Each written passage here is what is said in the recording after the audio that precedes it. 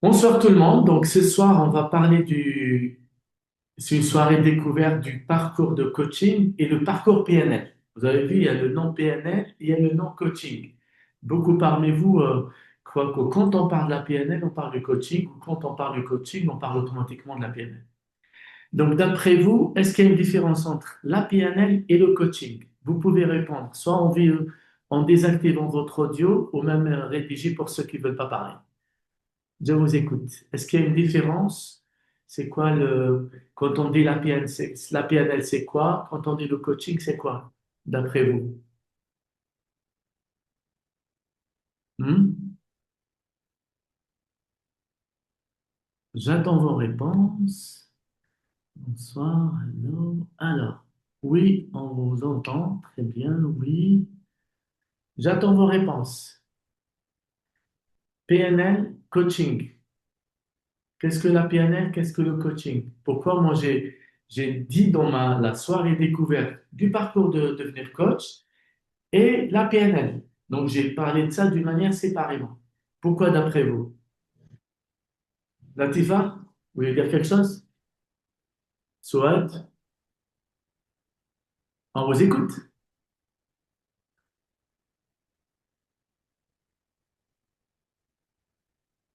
Salim, Robiban, Yasmine, Latifa, Misalhi. Alors, je ne connais pas vraiment la différence. Donc, Latifa ne connaît pas la différence entre la PNL et le coaching. OK. Est-ce que quelqu'un d'autre aura une réponse? On vous écoute et on vous lit.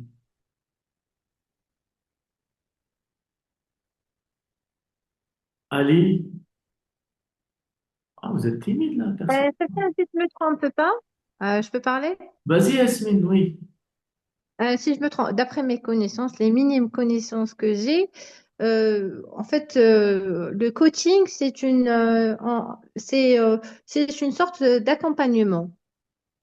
C'est toi. Alors, le coaching, c'est une sorte d'accompagnement. Mhm. Oui. Pour le learning. Or que la PNL, c'est Attends, une... pour le learning, tu as dit Enfin, pour le learning. si on parle du coaching dans le sens enseigné. Je parle dans cette approche. Je ne parle pas coaching lié à la PNL. Très bien. Donc, on parle de Par coaching en contre, général. Mhm. oui, le coaching, le mot coaching, Mhm.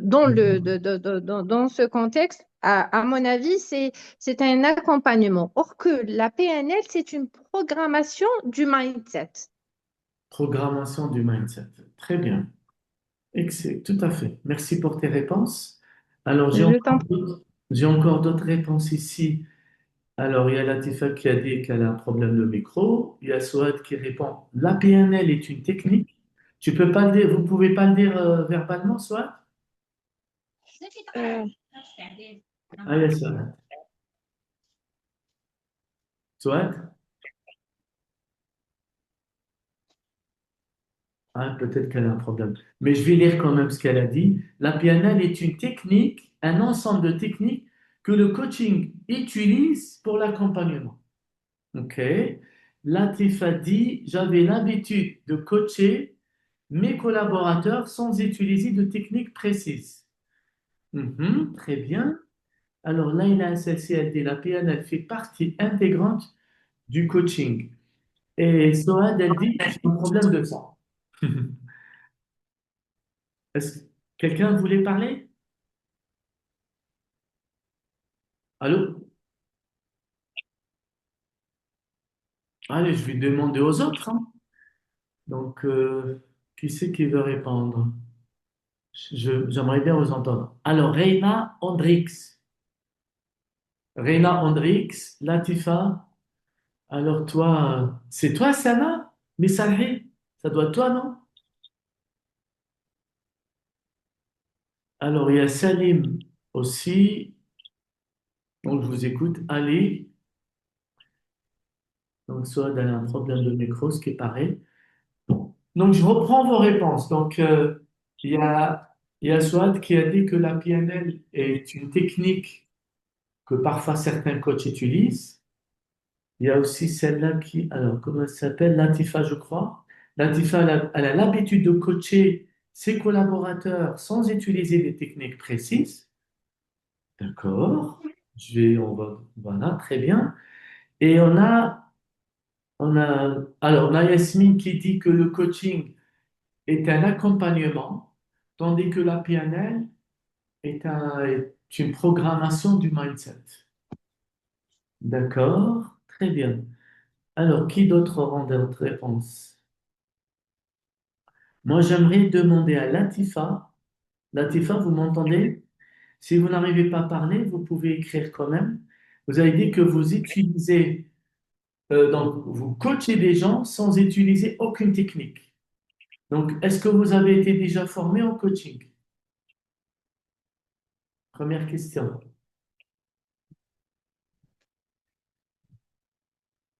Non, pas du tout. Mhm. Très intéressant.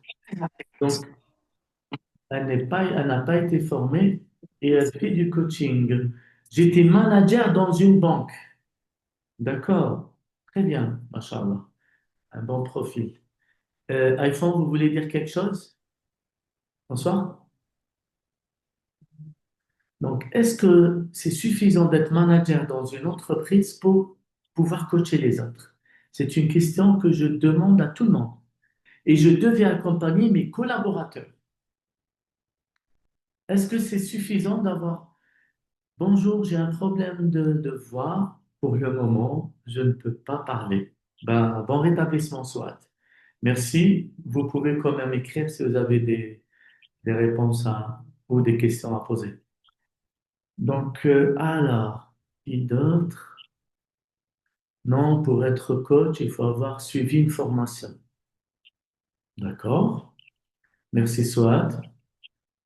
Combien parmi vous sont d'accord? Oui, passer un examen de ICF. Pas nécessairement. Notre coach, il faut avoir suivi une formation, passer ICF. ICF, c'est pas la seule association, c'est juste l'une des associations qui existent dans le monde. Effectivement, ICF, ça donne une accréditation en coach. Alors, moi là, je vois des gens qui n'interagissent ni par écrit ni en parlant.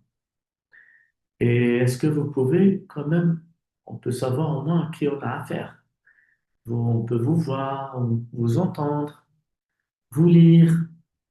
Alors, quelqu'un d'autre? D'accord. Donc, je suis tout à fait d'accord avec Souad. Ça ne suffit pas d'avoir une carrière professionnelle, malgré que même avec l'excellent parcours quand même et l'excellente carrière que Latifa a eue, ceci ne lui donne pas ni les capacités ni les compétences nécessaires pour coacher.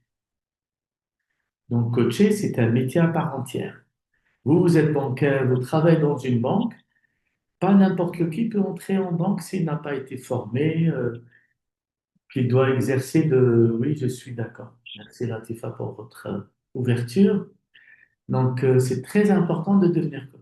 Moi, alors, j'ai parlé de la PNL et j'ai parlé du coaching d'une manière séparée.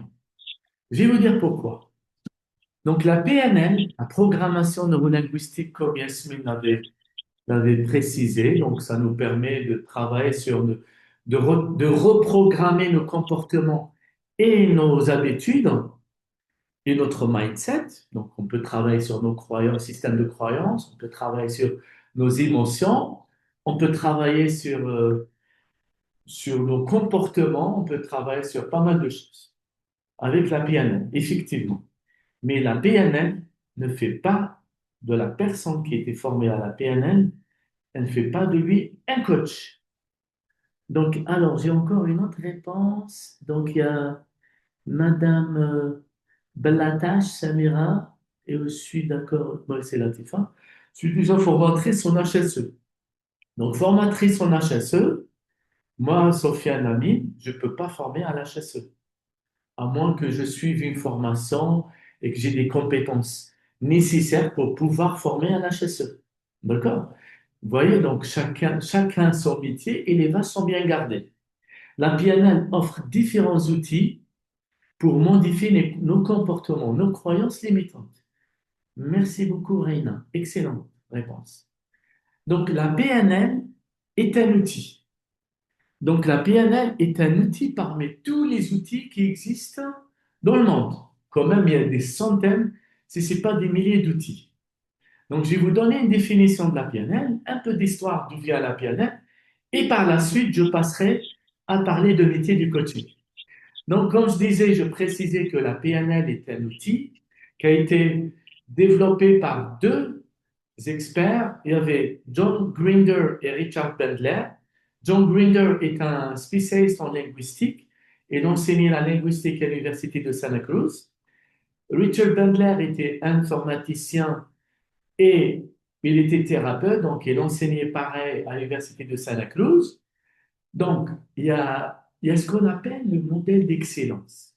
La PNL est née d'une modélisation. Qu'est-ce que ça veut dire la modélisation?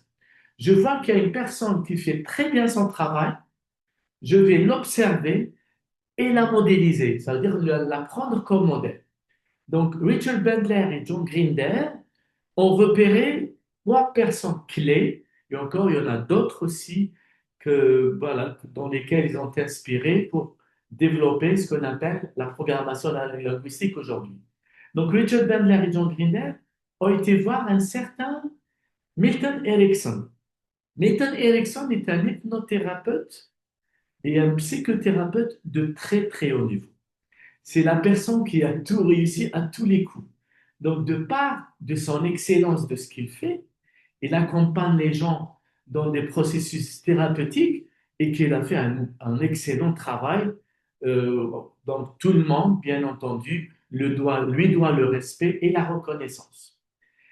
Et du coup, ils sont partis le voir, assister à ses formations, assister à ses ateliers, ses accompagnements, et l'observer et le modéliser. Ils l'ont même questionné et compagnie pour savoir quelle est la stratégie qu'il met en place pour pouvoir réussir à aider des gens à aller de l'avant et bien entendu évoluer dans leur vie personnelle ou professionnelle.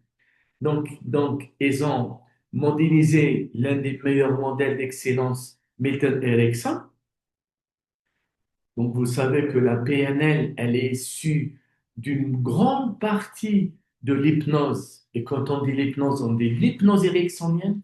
Qu'est-ce que l'hypnose ericksonienne? C'est l'hypnose conversationnelle.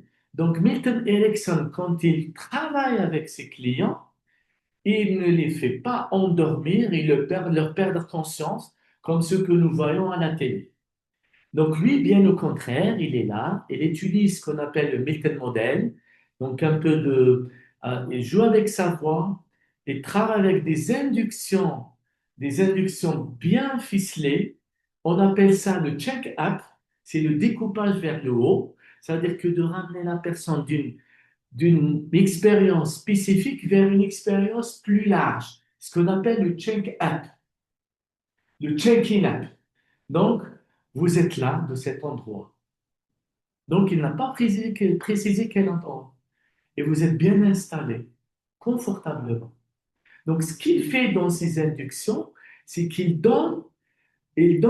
c'est-à-dire, il ramène la personne du spécifique vers le large pour qu'il lui permette, est-ce que la personne peut se projeter de part de son choix et de son contexte et de son objectif, de se projeter dans des situations qui vont le ramener dans un état second. Excusez-moi si c'est un peu très technique, c'est normal. Donc voilà, donc le travail de Milton Erickson, c'est le découpage vers le haut, le check-up, le check-in-up. Donc voilà. Alors là, le modèle d'excellence numéro un, Milton Erickson. On va en parler d'une deuxième personne qui a été modélisée, pardon, qui a été modélisée pour que la PNL naisse. Il y a une certaine Virginia Satir. Virginia Satir est l'une des cofondatrices de MRI. Mental Research Institute, aujourd'hui connue par l'école Palo Alto, par rapport à la petite ville de Palo Alto à San Francisco, qui est pas loin de Google Campus et Apple Campus. Donc là, c'est un lieu où beaucoup de chercheurs scientifiques, philosophiques et spirituels et thérapeutiques se réunissent pour travailler ensemble et travailler sur le développement personnel. Il y a aussi, bien entendu, le fameux Gregory Bateson, Paul Václavic. Il y a toute une équipe, il y a la chaire de la chaire qui se réunissait là-bas, qui travaillent ensemble pour faire de la recherche dans le monde du cerveau et dans le mental, dans tout ce qui est dans la neuroscience. Donc, Virginia Satir, c'est une thérapeute familiale. À la base, elle est enseignante dans une école, dans un établissement scolaire.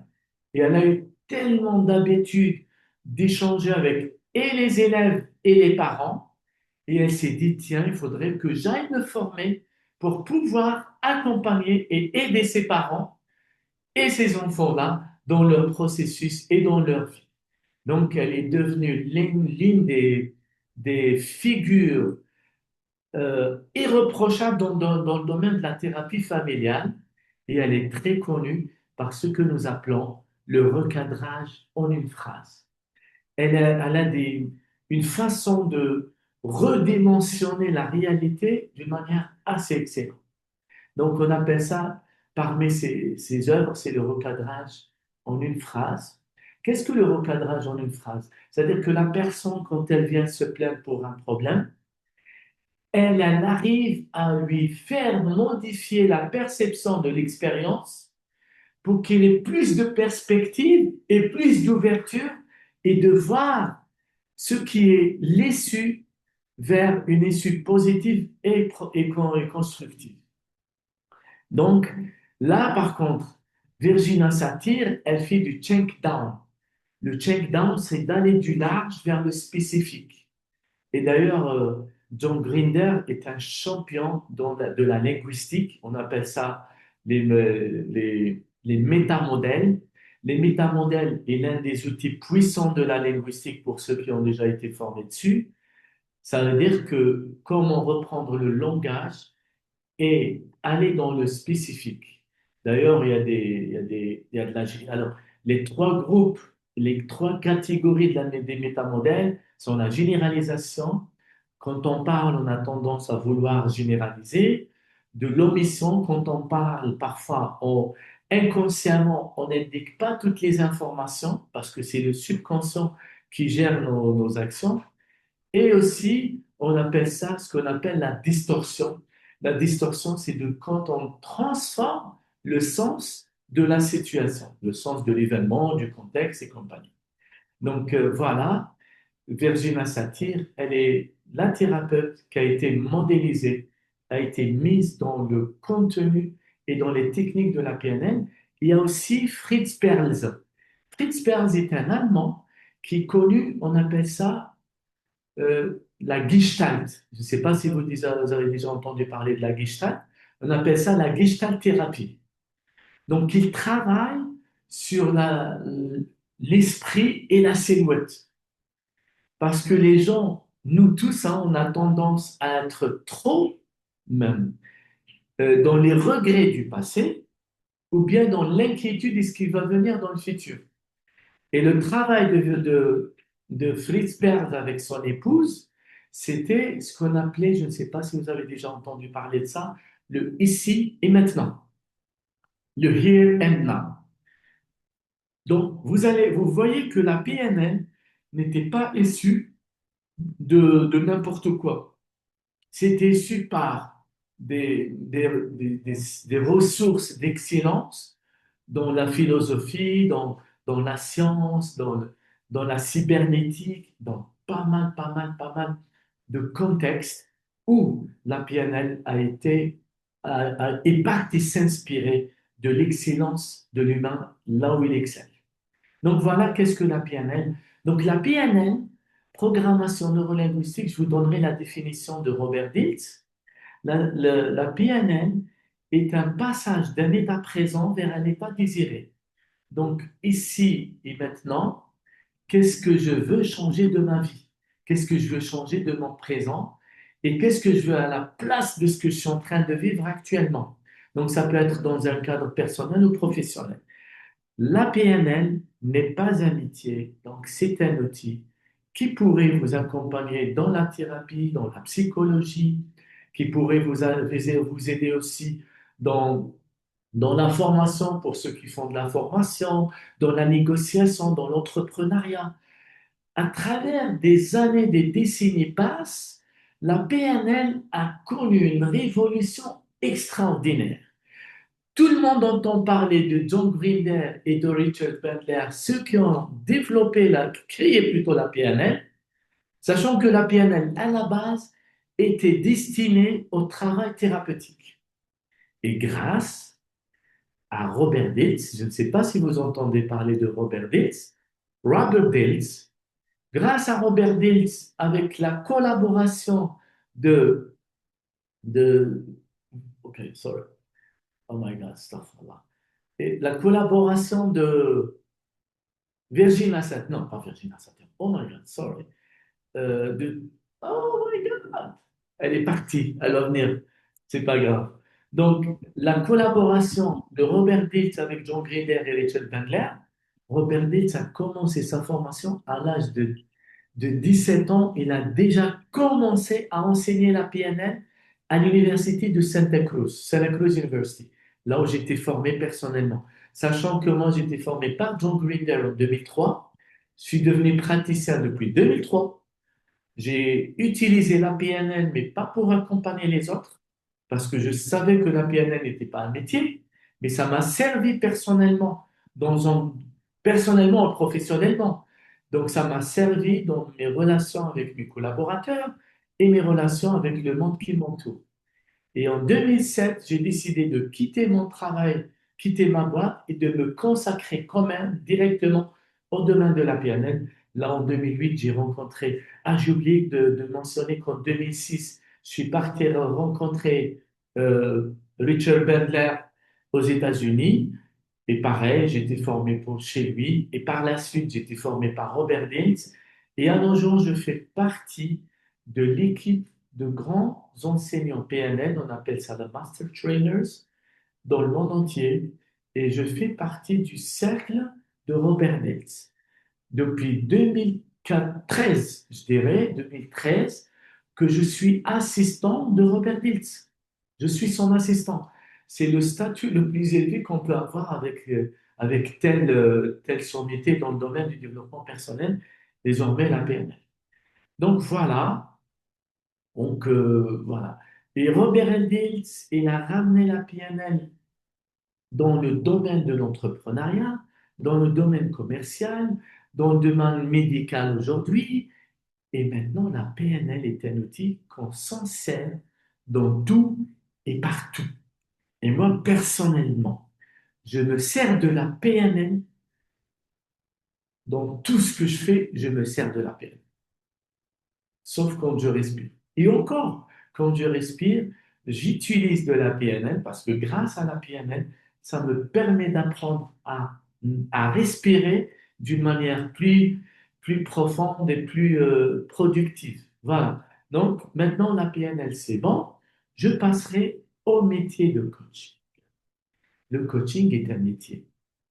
Quand on dit est un métier, ça veut dire c'est une profession, tandis que toute autre profession, comme la psychologie, la psychiatrie, formateur, plombier, informaticien, le coaching est un métier à part entière. Donc, qu'est-ce que le coaching? Le mot coaching, d'ailleurs, coach, ça vient de l'Hongrie, l'histoire de l'Hongrie. Vous connaissez Budapest? Quand ils ont réuni les deux villes, donc une partie de la ville qui était le désastre et la guerre et l'insécurité et la misère, et notre rive et notre rive, c'était là où il y a la lumière à l'époque, il y avait de la belle vie, il y avait des choses extrêmement, c'est ce que tout le monde souhaite, c'est ce qu'on veut, c'est ce qu'on appelle l'état désiré. Donc, les gens à l'époque de Buda vers Est, Buda vers Pest, ils empruntaient des, des calèches, des calèches, des calèches tirées par des chevaux, bien sûr, parce qu'il y a une rivière qu'on ne peut pas traverser en marchant. Donc, ils empruntent ces chevaux-là avec ces calèches. Donc, ces calèches, en Hongrie, on les appelle kochi. Vous connaissez les sacs et les make-up, les produits cosmétiques de Coach. C'est pas, vous les femmes, vous devrez les connaître. Coach, la marque Coach, des sacs, des produits cosmétiques. Qu'est-ce que vous voyez sur leur logo? Vous voyez une calèche avec le cheval. Parce que Coachy, c'est le nom qu'on donnait à la calèche. Même en France à l'époque, on dit coche. Coche, ça veut dire une calèche avec le cheval. Donc, le coach, le rôle du coach, c'est de ramener des gens d'un état, d'une position, vers une autre position. C'est ça son rôle. Notre rôle, c'est comme cette calèche, on ramène les gens d'un état présent vers un état désiré. Donc, un état présent, qu'est-ce que j'endure, qu'est-ce que j'en veux plus en vivre, qu'est-ce que je veux changer dans ma vie, vers qu'est-ce que je veux acquérir comme objectif, qu'est-ce que je veux avoir comme vie, qu'est-ce que je veux avoir comme objectif. Donc, le terme coach, ça vient de ce terme-là, coachy. Et le principe, c'est de ramener les gens du point A vers le point B. Et comme vous le savez, qui c'est qui décide de, de quelle, de quelle position il part vers quelle position? Si le passager. C'est le passager qui décide là où il va. Donc, nous les coachs, notre rôle, c'est de ramener la personne là où elle veut y aller.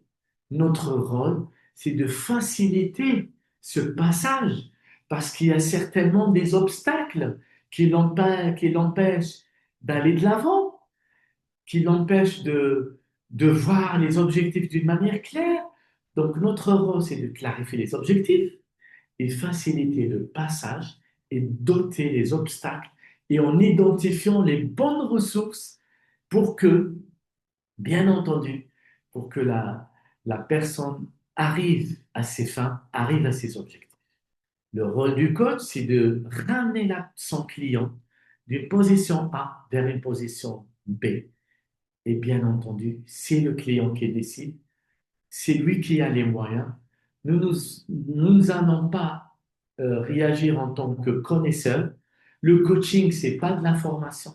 Parce que la formation, j'interviens en tant que sachant, mais quand je fais du coaching, je n'interviens pas comme sachant. Notre présupposé, notre présupposé, euh, qui est bien entendu, toute personne a potentiellement toutes les ressources en elle. Donc, nous ne nous sommes là que de l'aider à identifier son potentiel, ses ressources, les mobiliser, mobiliser la bonne ressource pour ôter les obstacles et aller de l'avant. Donc, voilà le coaching. C'est un métier, donc il faut qu'on soit formé dessus, il y a une éthique, il y a un process, comme tous les métiers, il y a une éthique, il y a des règles de fonctionnement, il y a des démarches et compagnie. Là, on parle de coaching et sa caisse à outils. Là, on revient, par exemple, je prends l'un des exemples, la PNL est l'un des outils, la PNL est l'un des outils qui nous servent pour coacher. Par contre, on ne peut pas coacher tant qu'on n'a pas été formé en coaching, malgré qu'on connaît la PNL. Parce qu'avec le métier de coaching, quand vous êtes formé en coaching, et vous allez, parmi les techniques que vous allez apprendre, parmi les outils, vous aurez dans votre caisse à outils la PNL, ben c'est très bien.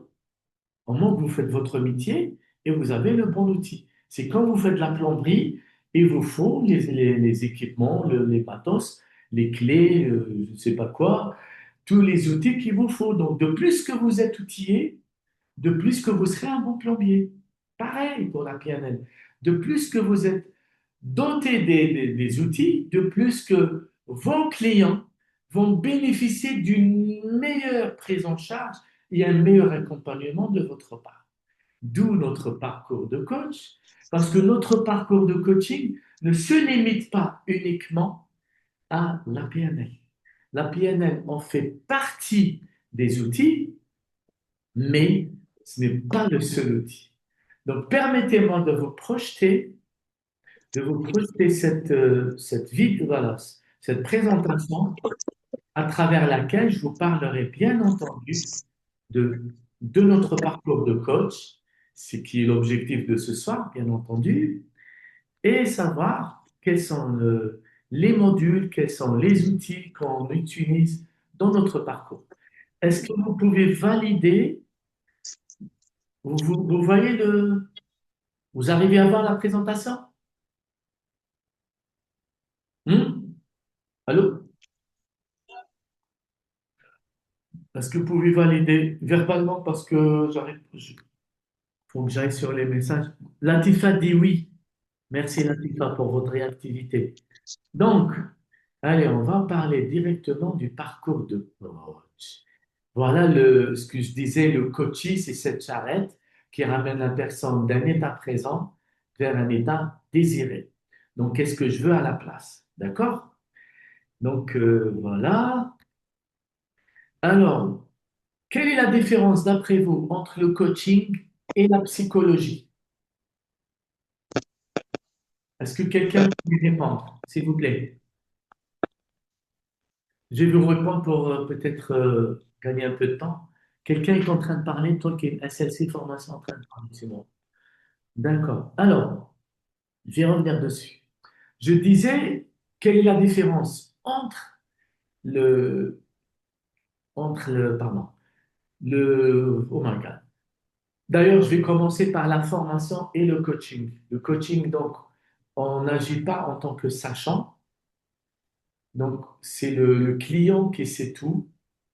La formation, on est dans le bien entendu, c'est nous, on a des compétences, on a une expertise dans certains domaines, on va les transmettre à travers la formation en utilisant une pédagogie, des exercices, des simulations et compagnie. D'accord? Maintenant, le consulting.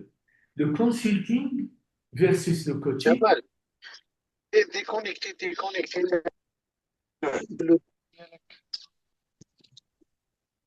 Donc, attendez.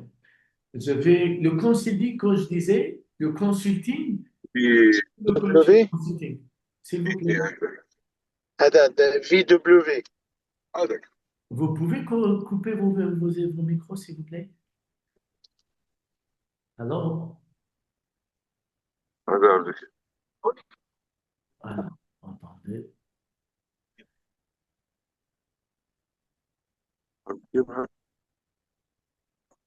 s'il vous plaît, vos micros. Oui. Il y a Ali, et Abdelkrim, je crois. S'il vous plaît. Vous m'entendez? How should I do? Let's find out a way. Donc, je vais vous mute. Allez, mute. Abdelkarim, mute. Excusez-moi de vous avoir coupé comme ça. Vous pouvez échanger si vous voulez. Comme ça nous permet de continuer notre présentation. Donc, je disais que le consulting, c'est quand vous allez dans une entreprise et vous allez agir comme consultant, ça veut dire que vous allez faire vous-même un travail que vous serez désigné et ça sera livré au client. Donc, ça sera, alors je vous donne un exemple. Donc, on fait appel à vous pour mettre en place une procédure qualité. Donc, ils font appel à un consultant pour mettre toute la documentation, toutes les procédures, la démarche, tout ce qu'ils font, il va lui-même intervenir et réaliser un travail clé en main pour, par exemple, la démarche qualité, ISO 9001 ou 27100 ou autre. D'accord? Donc, la mise en place sera faite par le consultant, contrairement au coach, il ne fait rien. Il accompagne justement. Le conseil. Alors, on a encore des personnes qui ont leur micro allumé. Mhm. Si vous permettez. Non, qui c'est qui a un micro? Ah, il y a Samsung là. Mute. Très bien, c'est bon. Comme ça, on aura la tranquillité. Donc, voilà. Permettez-moi de continuer. Donc, le conseil, c'est quoi le conseil? C'est quand vous arrivez dans une entité, dans une entreprise, et vous leur donnez la feuille de route, comment ils vont agir, comment ils vont le faire.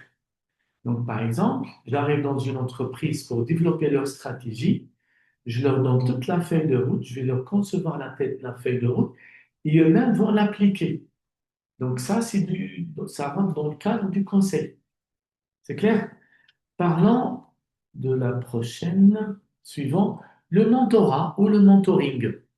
Le mentorat, c'est, c'est un modèle, une expérience, une personne d'une telle expérience qui va accompagner une personne, voilà, c'est une relation de pair, et, et ça inclut du conseil, un peu peut-être d'apprentissage, un peu de coaching, un peu de consulting. C'est un mélange de tout et ça permet à ce que la personne puisse évoluer et le mentor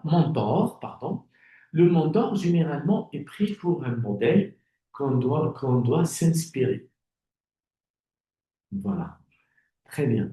Donc, passons à la thérapie ou par exemple la psychologie. Vous savez que le coaching est un métier de thérapie brève. Pourquoi on dit la thérapie brève? Parce que notre intervention ne doit pas dépasser une certaine durée. Parce que le rôle du coach, c'est de rendre son client autonome. Ça veut dire au bout de quelques séances, je dirais une dizaine de séances, le client va développer une autonomie et qu'il n'aura plus besoin de coach. La différence entre le coaching et la psychologie, l'une des différences, c'est que c'est une thérapie brève, contrairement à la psychologie, est une thérapie longue qui pourrait durer des années, comme vous le savez. Donc, par contre, la démarche du coach diffère de la démarche du psychologue dans, comme suite. Le coach, il va vous recevoir, ne va pas vous poser des questions sur ce qui ne va pas. Il ne va pas vous questionner sur vos problèmes. Il ne va pas vous questionner sur votre passé. Il ne va pas vous faire revenir, ce qu'on appelle, il ne va pas vous faire avaler la bouteille du poison. Il va juste vous faire goûter un tout petit peu le goût du poison pour que vous puissiez vous projeter dans le futur.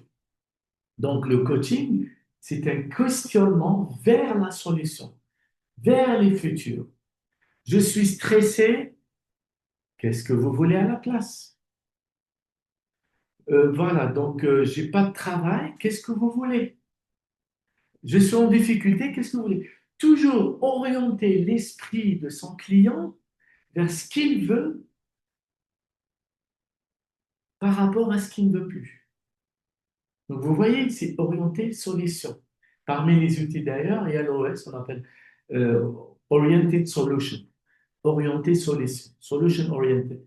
Donc, c'est une approche où on travaillera, ça fait partie d'ailleurs du parcours. D'accord? Donc, la supervision, le coaching et la supervision. Un superviseur, c'est quelqu'un qui a de l'expérience en tant que coach, qui va être formé aussi à la supervision certifié, ça c'est très important de l'indiquer, de le préciser, et qui viendra accompagner des coachs dans leur accompagnement. Ça veut dire quoi?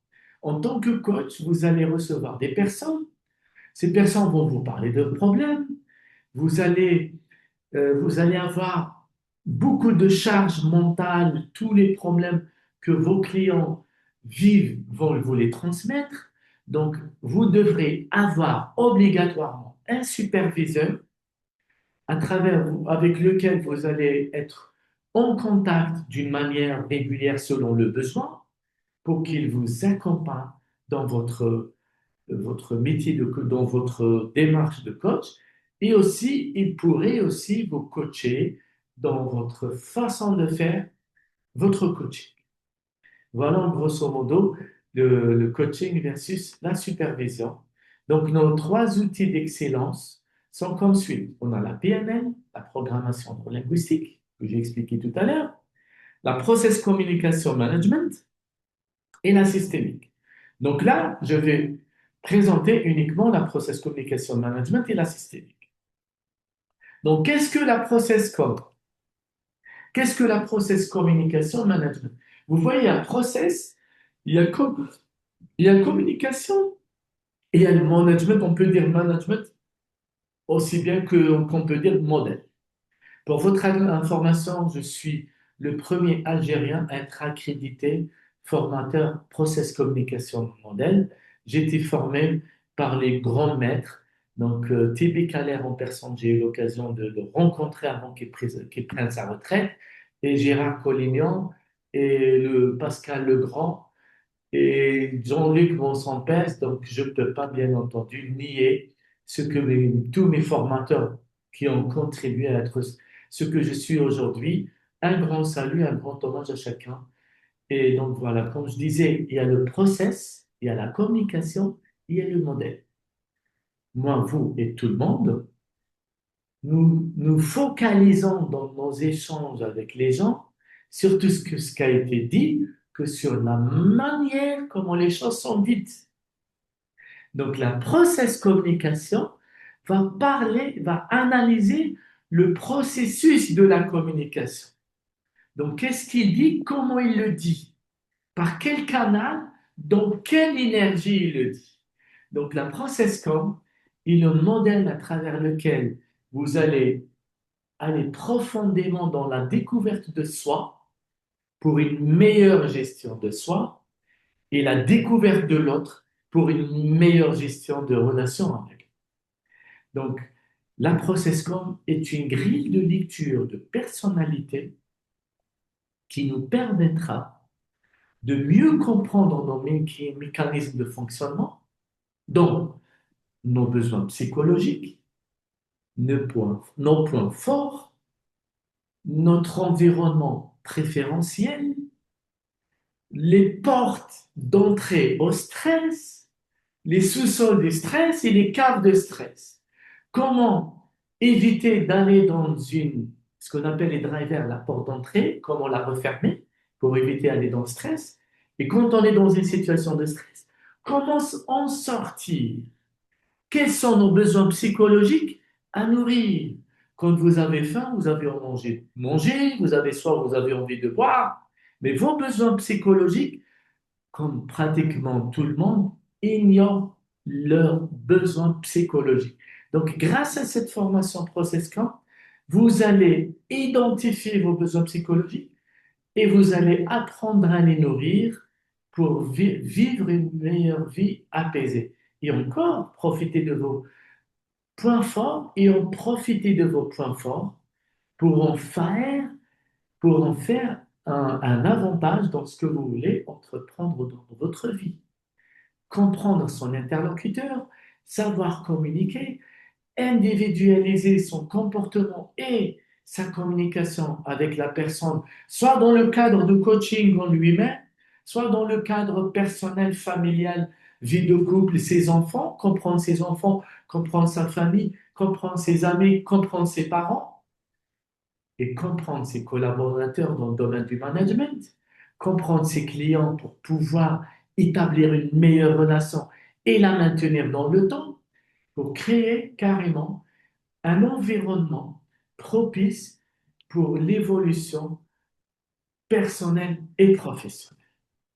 Donc voilà ce que la Process Communication Model a été développé par un certain T.B. Kaler, un Américain, et sa recherche a été financée par la NASA et son modèle a été adopté par la Maison-Blanche depuis Bill Clinton. Et à nos jours, toute personne qui travaille à la NASA ou à la Maison-Blanche sont formés à la ProcessCom Et aujourd'hui, les meilleures grandes entreprises se forment à la Process Score. C'est devenu, c'est devenu une mode, c'est devenu une tendance, c'est devenu un mode de vie assez particulier parce qu'on est dans la compréhension de soi et on est dans la compréhension de l'autre.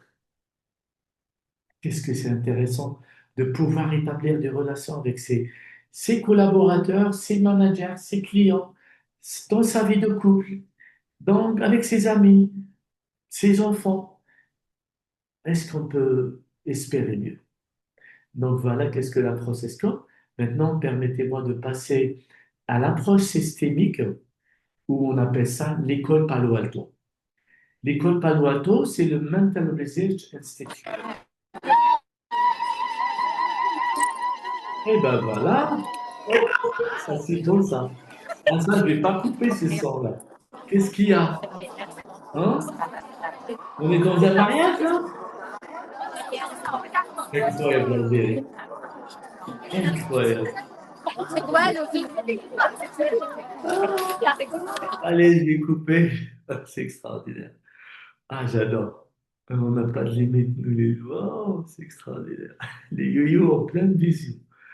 Parfait. Qu'est-ce qu'on peut espérer de mieux? J'adore. Alors, excusez-moi, ça m'a fait rire. C'est normal, non? Donc voilà, l'approche systémique, ou on appelle ça l'école Palo Alto. Donc l'approche systémique, c'est comment on analyse les éléments de système. Quand il y a un problème dans une entreprise, et si on prend le problème d'une manière individuelle avec la personne d'une manière individuelle, et nous le déconnectons du reste du système, et on va croire que nous avons résolu le problème, à ce moment-là, on est à côté.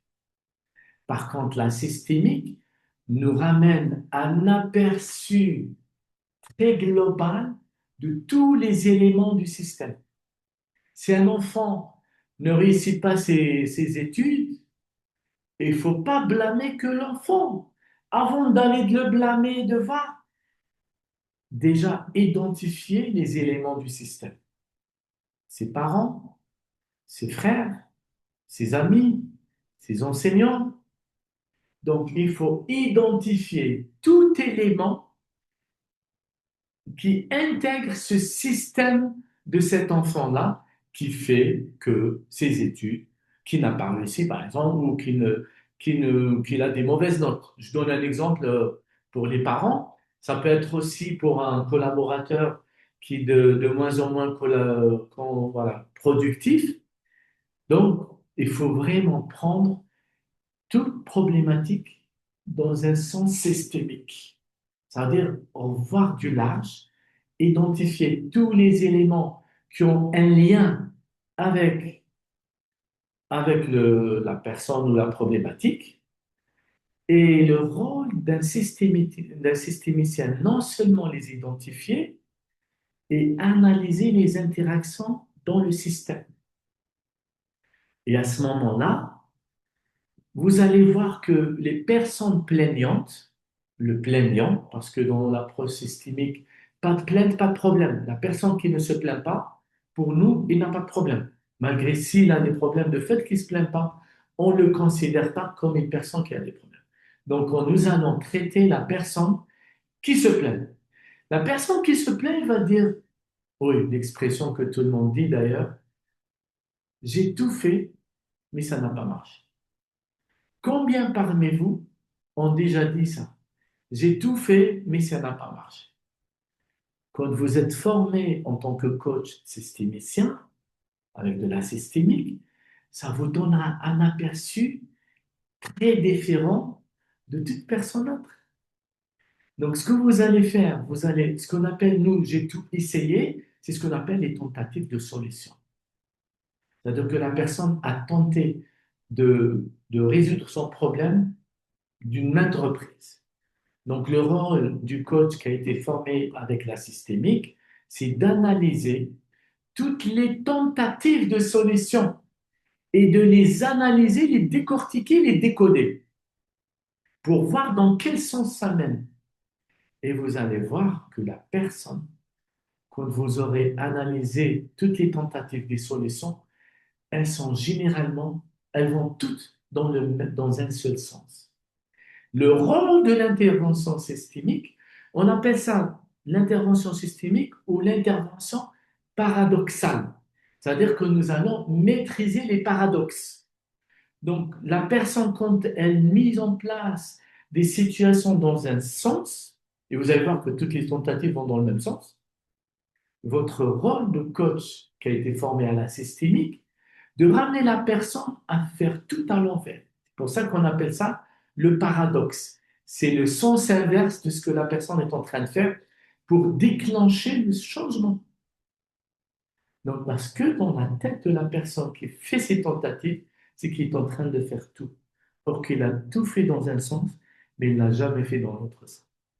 Donc, quand on se forme à la systémique, nous allons maîtriser les paradoxes pour ramener la personne à ce qu'elle puisse faire tout à l'heure. Donc, voilà qu'est-ce que la la systémique, pardon. Non, maintenant, notre parcours, comme je l'ai dit, il y a les trois principaux outils, mais pas que. Il y a encore plein d'autres outils, mais on ne va pas pouvoir tout décortiquer.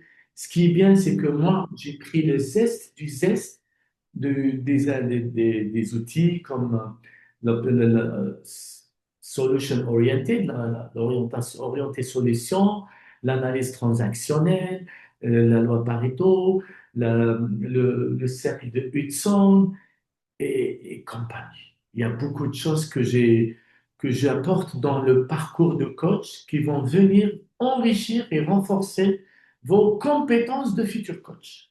Et comme ça, vous allez dire, oui, je suis coach et vous l'assumez avec beaucoup de fierté, avec beaucoup de fierté.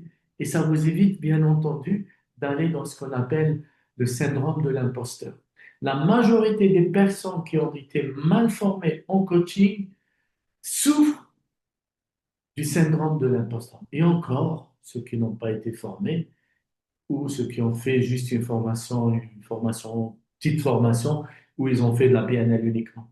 Donc, pour éviter d'aller dans ce syndrome de l'imposteur, notre parcours riche et enrichissant dans la pratique et dans les outils. Donc voilà, tout d'abord, nous avons le parcours pratique. Alors, parcours PNL. Pour devenir coach, nous exigeons un parcours qui va au minimum jusqu'à praticien PNL, qui est en 4 modules en tout. Il y a la base PNL, il y a module technicien, certifié. Alors, la première base, il n'y a pas de certification. Module PNL, technicien PNL, c'est certifiant. Et pour être praticien, il vous faut le module 3 et le 4 pour devenir certifié par ANLP, Association for Neuro-Linguistic Programming. Merci de couper vos micros, s'il vous plaît. Leïla, est-ce que tu peux leur couper les sons, s'il te plaît? Tu peux intervenir? Je vais essayer, oui. S'il te plaît, oui. Comme ça, au moins, ça m'évite de sortir du... Ah, ils ont coupé, ils sont gentils. Oui, ils sont agréables. Vous êtes très adorables, mes amis. Merci pour votre compréhension et votre contribution. Donc, je disais que pour devenir coach, on va jusqu'à praticien PNL. Pour ceux qui veulent aller jusqu'à maître praticien, ça, c'est à part, ça ne rentre pas dans le parcours de coaching, ça rentre dans le parcours de master coach. Comme ça, en étant maître praticien, vous allez avoir le très haut niveau en PNL. Et j'ai une très bonne nouvelle à vous annoncer. Alors, moi, je suis accrédité Master Trainer chez ANLP et NLPU, NLP University, en Californie et celle en Angleterre. Et je suis habilité à former des futurs enseignants certifiés PNL. Pour ceux qui veulent aller jusqu'à enseignant, enseigner la PNL avec une accréditation, ça veut dire quoi avec une accréditation? Ça veut dire que leurs futurs participants vont avoir des certifications de ANLP. Donc, je suis le seul, et en France, et en Afrique, à pouvoir proposer ça pour votre information. Vous pouvez le vérifier vous-même. Je vous enverrai le lien de ANLP. Allez-y, .anlp.org, cherchez Sofiane Amin et vous allez voir tout ce qu'ils disent de moi et quels sont, mais bien entendu, quel est mon parcours. Donc, si vous voulez, je peux le partager aussi. C'est clair, donc vous pouvez aller jusqu'à enseignant PNL. Donc pour devenir enseignant PNL, donc il faut faire le maître praticien en tout et après un parcours qui va sur 8 autres modules pour devenir enseignant. Et ça se fait en une année pour devenir enseignant. Pour votre information, pour ceux ou celles qui seraient intéressés par ce parcours.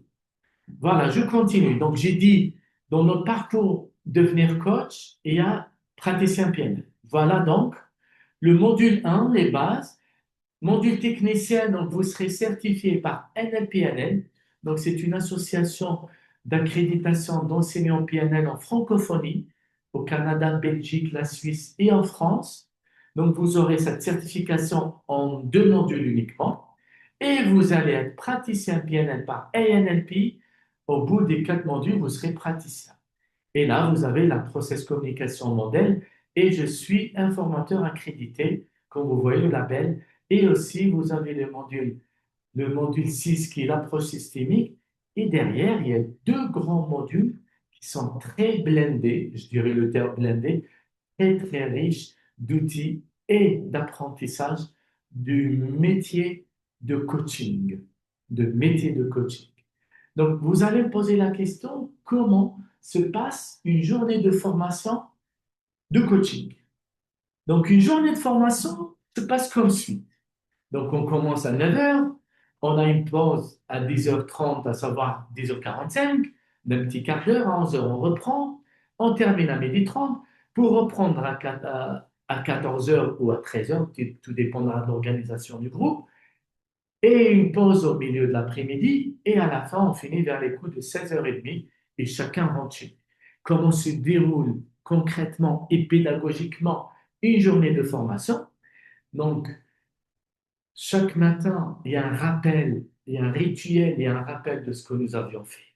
Si vous avez des questions, des commentaires à mettre en place, ça c'est un. Deux, il y a aussi donc, il y a une présentation théorique où je vais parler d'un concept ou d'une technique ou d'un protocole. Je vais le présenter d'une manière théorique, pas trop profondément dans la théorie. Et par la suite, j'appelle un des participants pour monter pour une démonstration pratique.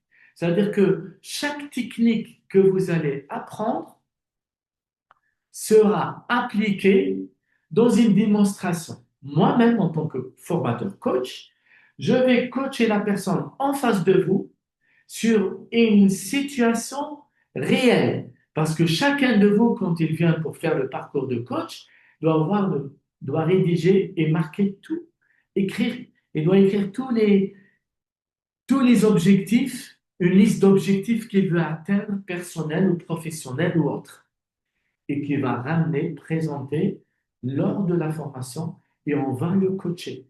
C'est-à-dire que vous allez être formé et vous allez être coaché en même temps. Parce que je crois à l'efficacité professionnelle et à l'efficacité personnelle. Vous ne pouvez pas accompagner et coacher les autres si vous-même, vous n'êtes pas coaché, que vous n'avez pas travaillé sur vous. C'est un acheminement, c'est un chemin vers l'évolution de soi et l'évolution technique et professionnelle du métier. Donc, il y a un travail sur soi et un travail sur la technicité. Donc, grâce à ces démonstrations, vous allez profiter d'un coaching direct avec moi-même. Une fois que la démonstration est terminée, je vais expliquer qu'est-ce que j'ai fait pendant le parcours. Je décortique et je décode la stratégie mise en place de ce protocole. Je vous l'explique, je vous donne une feuille de route et je vous envoie sur place à pratiquer ensemble, en paire, en groupe de 3, pour pratiquer entre vous chaque technique, chaque protocole appris dans chaque appris ou apprise, dans la démonstration que je fais sous ma supervision. Sous ma supervision, sans être trop intrusif, j'observe de loin, si vous avez besoin de quelque chose, si je devrais intervenir sur une situation. Donc, c'est ça mon rôle de formateur et en même temps de superviseur et en même temps de coach. Voilà.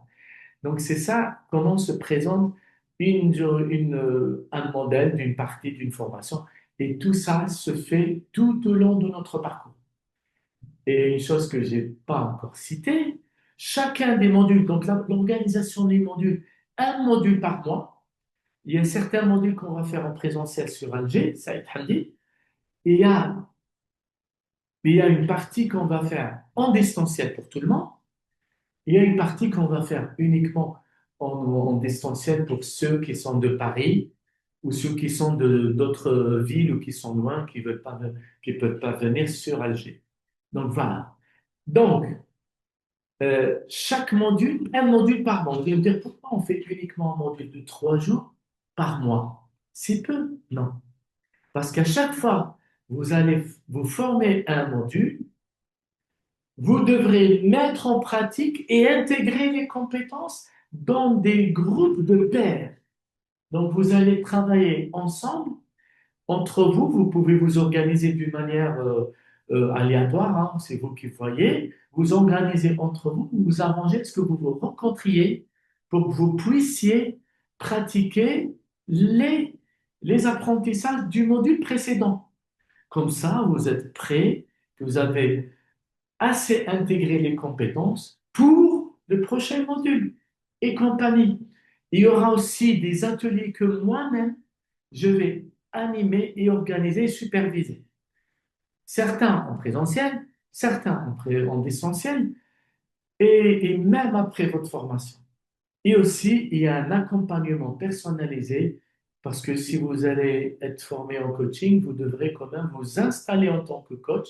Et pour que vous vous installiez en tant que coach, ça nécessite que vous ayez un accompagnement pour la création de votre entreprise, statut que vous choisissez. On va travailler sur la statut, notre business model et travailler sur comment vous préparez vos premières séances de coaching. Sachant pour être certifié au final, vous serez appelé à coacher réellement des vrais clients et que vous allez rédiger un mémoire à la fin que vous allez présenter dans lequel vous avez décortiqué toutes les stratégies mises en place lors de vos pratiques de coaching. Donc voilà, grosso modo. Là, parlons des accréditations que nous-mêmes nous avons. On a l'Association for Coaching, c'est pareil avec les CF, ANLP pour la PNL, CPD, on est le seul organisme et en France et en Algérie accrédité CPD.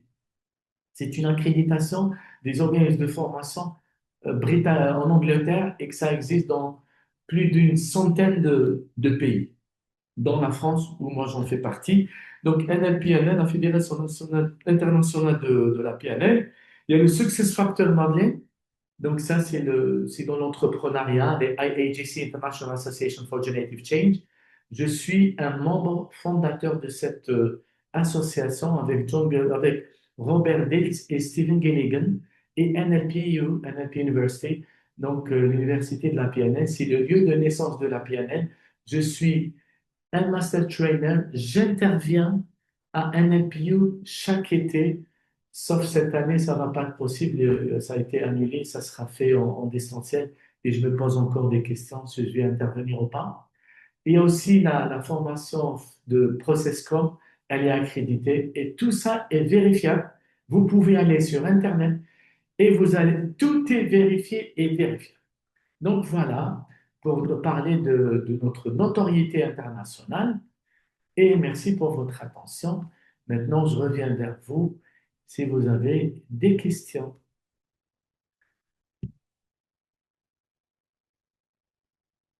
Donc,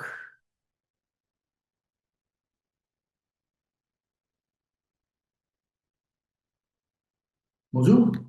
Is there anywhere here? Are you là? Alors, là, vous pouvez poser vos questions. J'ai vu des messages qui se défilent. Mais comme j'étais en pleine présentation, je n'ai pas pu, voilà, par connexion. Je vais me connecter sur ma tablette parce que, voilà, c'est ça. Voilà, c'est bon. OK. Connexion. What's the matter? Donc, vos questions, s'il vous plaît. Est-ce que vous avez des questions, des remarques, des commentaires? Alors, Bonsoir, bonsoir, Salim. bonsoir. Ça va, Bienvenue. vous allez bien? Merci pour la présentation. Je vous en prie, monsieur. Je trouvais que c'était très intéressante. Merci. Je suis vraiment intéressé. Et est-ce qu'on peut avoir certains détails par rapport côté pécunier par rapport aux formations? Côté quoi? Pardon. Côté coût, Ah, le prix. côté coût, COUT, COUT.